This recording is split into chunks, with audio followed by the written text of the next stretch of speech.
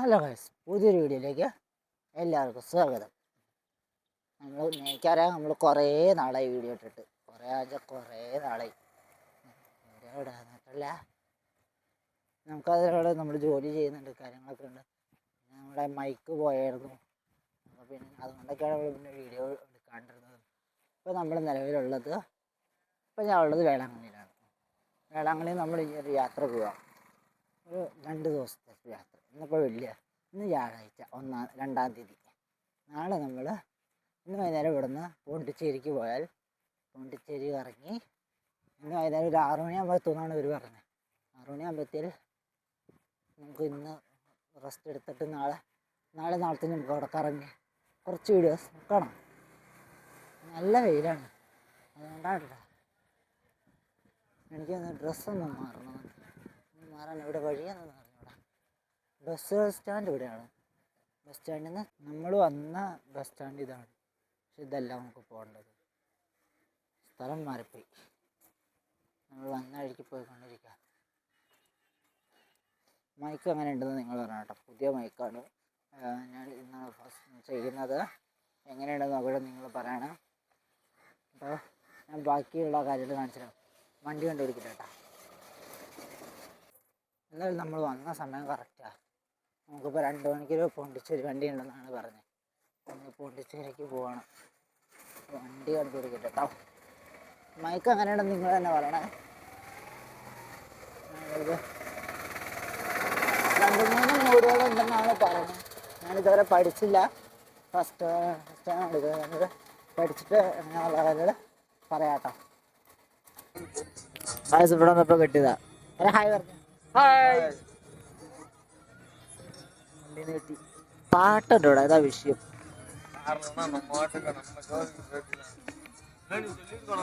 നമ്മളിവിടെ നാഗപട്ടണം ബസ് സ്റ്റാൻഡിലെത്തി. ഇവിടുന്ന് direct പോണ്ടിച്ചേരിക്ക് bus കഴിഞ്ഞു. വേറെ ബസ് മാറി കയറണം. ചിദംബരത്ത് വന്നിട്ട് മാറി കയറണം. ചിദംബരം ബസ് വരാനായിട്ട് എത്തും.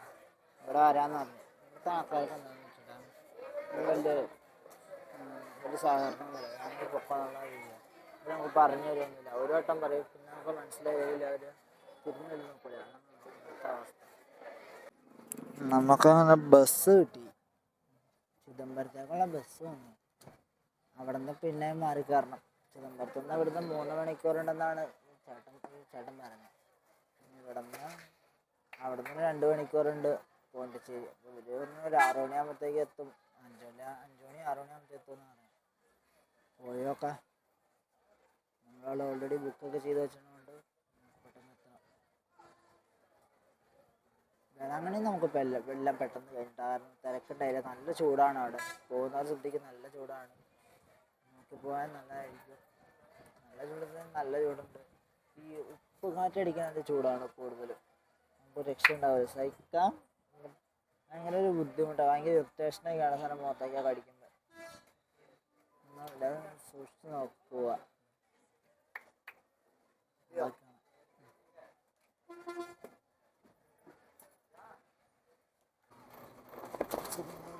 നല്ല ഷേക്കുണ്ടാവും ബാക്കിലാണ്.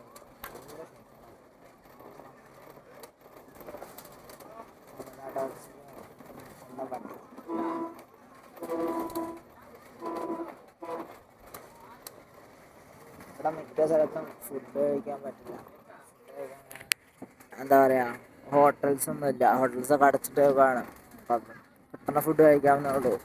നമ്മളെക്കാളും കൂടുതൽ ക്ഷാമം ഇവിടുന്നാന്ന് എനിക്ക് തോന്നുന്നു. കണ്ടിട്ട് മിക്ക ഹോട്ടൽസും ബോർഡെല്ലാം ഉണ്ട്, റേറ്റും കുറവാണ്. ബട്ട് ഒന്നും വർക്കിംഗ് അല്ല. എല്ലാം ഇങ്ങനെ നിൽക്കണ്ട.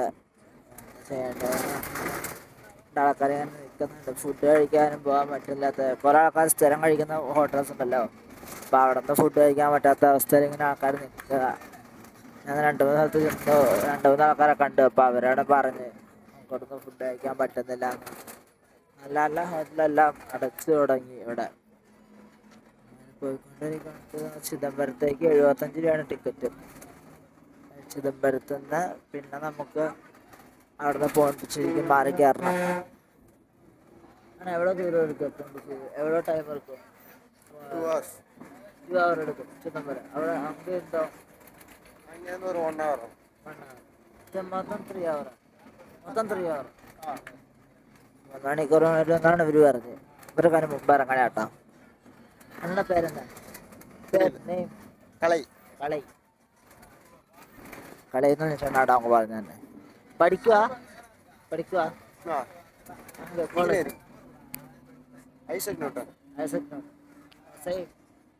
Uniform different. വേറെ കോളേജ് അത് ഫാർമസി. Hi sir.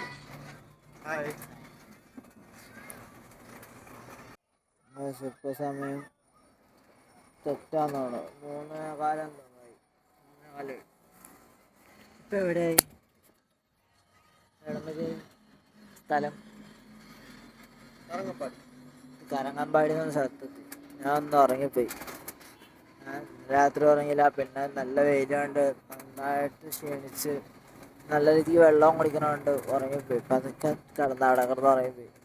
ഇപ്പം ഞാൻ എണീച്ച് അപ്പം തന്നെ വീഡിയോ എടുത്തതാണ്.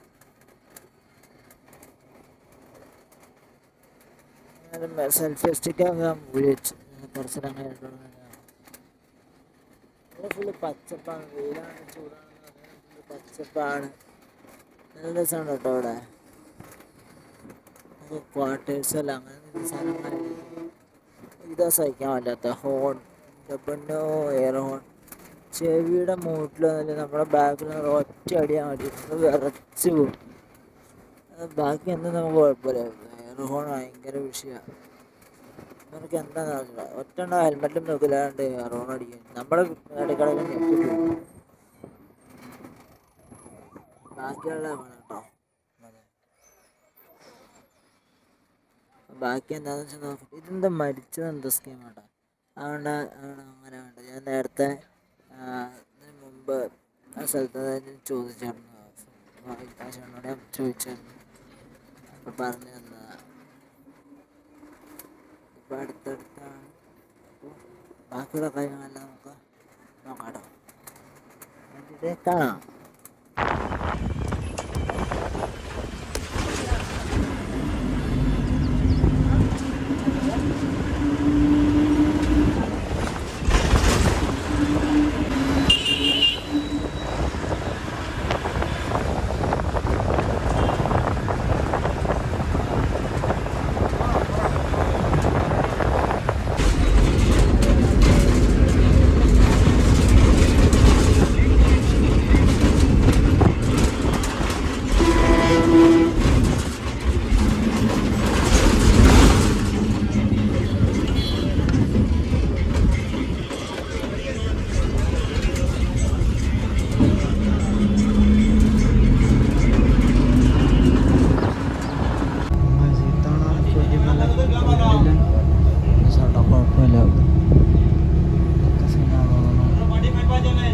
നല്ലതാണെന്ന് തോന്നുന്നു.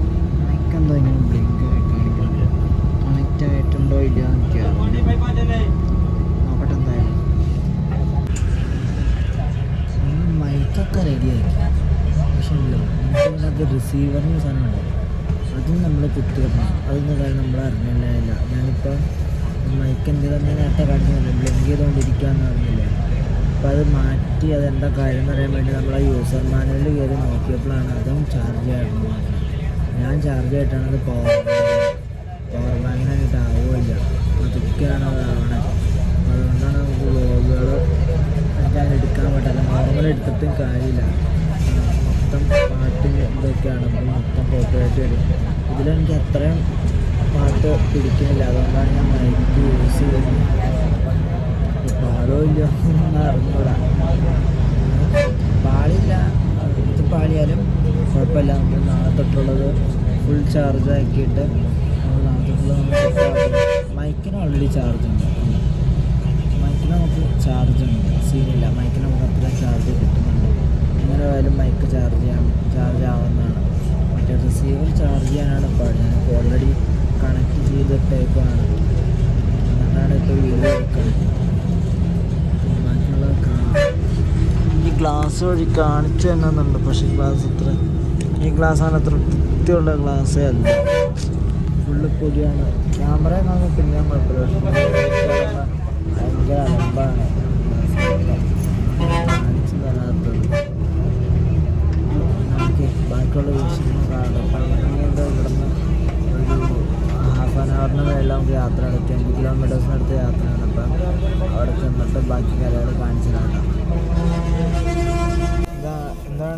മൈക്ക് കേട്ടോ. മൈക്ക് മാത്രം ചാർജ് ചെയ്താൽ പോരാ, നമുക്ക് ഇതിൻ്റെ റിസീവർ ചാർജ് ചെയ്യണം. അത് ചാർജിങ് ആണ്. ഇത് ചാർജ് ചെയ്താൽ മാത്രമാണ് ബാക്കി കാര്യം നടക്കുള്ളൂ. നമ്മൾ പവർ ബാങ്കിലും കൂടെ യൂസ് ചെയ്യുന്നതുകൊണ്ട്, പവർ ബാങ്കിൽ കുത്തിയിടുന്നതുകൊണ്ട് പിന്നെ സ്പീഡിന് ചാർജും കയറില്ല, ആകെ പെട്ട് നിൽക്കുകയാണ്. ഇതിപ്പോൾ നമുക്ക് അറിഞ്ഞുകൂടായിരുന്നു, നമ്മളിത് ഇപ്പോഴാണ് അറിയണേ. ഞാനൊരു 1.5 മണിക്കൂറെ കുത്തിയിട്ടിട്ട്, എന്നിട്ടും വലിയ കാര്യമൊന്നും കാണുന്നില്ല. അപ്പം ഇന്ന് റൂമിൽ പോയി നമുക്ക് എന്തെങ്കിലും വഴി ഒപ്പിക്കാൻ പറ്റുമെന്ന് നോക്കട്ടെ. അല്ലെങ്കിൽ നാളെ ഇന്ന് നൈറ്റ് മൊത്തം കുത്തിയിട്ട് നോക്കാം, നോക്കാം. മൈക്ക് എന്തായാലും നല്ല രസമുണ്ട്. നിങ്ങളതിൻ്റെ ഔട്ട്പുട്ട് പറഞ്ഞു കേട്ടോ ഗൈസ്, മൈക്ക് എങ്ങനെയുണ്ട് കാര്യങ്ങളാണെന്ന്. ഇതാണ് മൈക്ക്. അതിൻ്റെ ലിങ്ക് ഞാൻ ഡിസ്ക്രിപ്ഷനിൽ ഞാൻ കൊടുത്തേക്കാം. പിന്നെ അതിൻ്റെ റിവ്യൂ നമ്മൾ ചെയ്യുന്നതായിരിക്കും കേട്ടോ.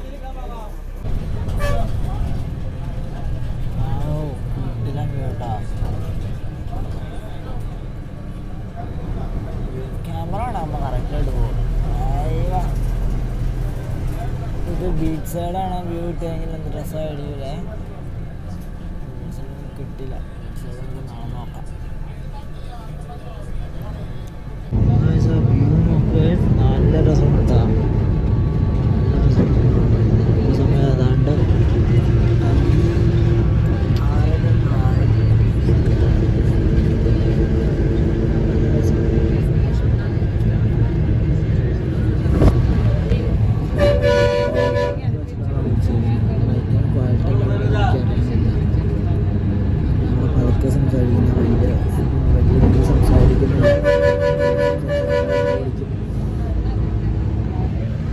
ഭയങ്കര സൗണ്ടാണ്. നമ്മളെ കൂടി സൗണ്ടായി കഴിഞ്ഞാൽ ഒന്നും ചെയ്യാൻ പറ്റില്ല. ബാക്കിയൊരാൾ കാണട്ടോ. ഞാൻ പവർ ബാങ്ക് ബാക്കിൽ വെച്ചേക്കുക, എന്നിട്ടാണ് സാധനം മൈക്ക് വർക്ക് ചെയ്യുന്നത്.